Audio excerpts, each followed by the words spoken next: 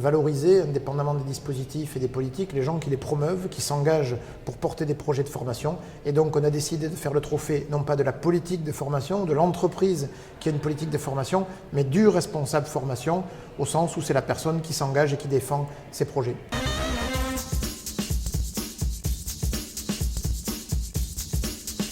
On a récompensé des entreprises qui ont eu des projets sur les savoirs fondamentaux, qui ont accompagné la mixité des emplois à travers l'encouragement des femmes à occuper des postes managériaux. Donc des sujets un petit peu transverses, sachant que de toute façon, la compétence d'adaptation, la compétence métier, le responsable formation, on le fait déjà.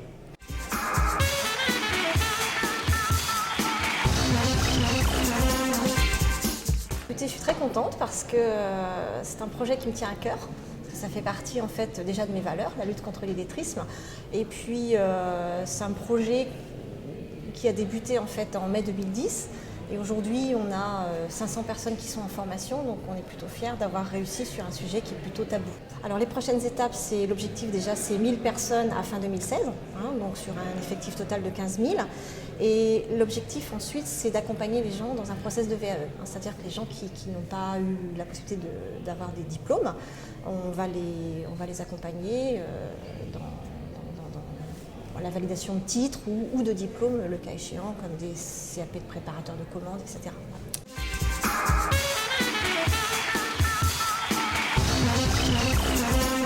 Aujourd'hui, c'est une récompense finalement d'une démarche commune, d'un collectif, donc une dynamique collective, vraiment une volonté de la direction de développer en fait un parcours de formation qui soit adéquat par rapport à la stratégie de développement de nouvelles activités, donc les métiers d'aujourd'hui et les métiers de demain, et finalement d'impliquer les managers aussi dans ce process, dans une démarche de co-construction, et aussi de pouvoir mettre en place des formations qui soient adaptées à des personnes en situation de handicap ou en insertion par des parcours individualisés.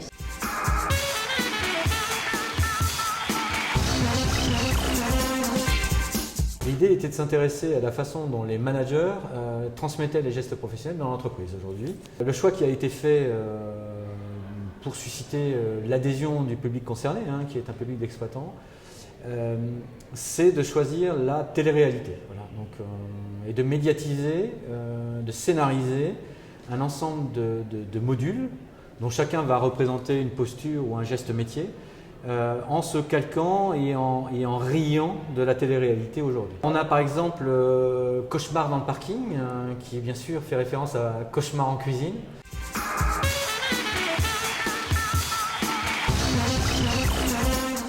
Peut-être que nous ferons dans quelques années les trophées du développement RH ou les trophées de l'accompagnateur des salariés de l'entreprise dans ces projets.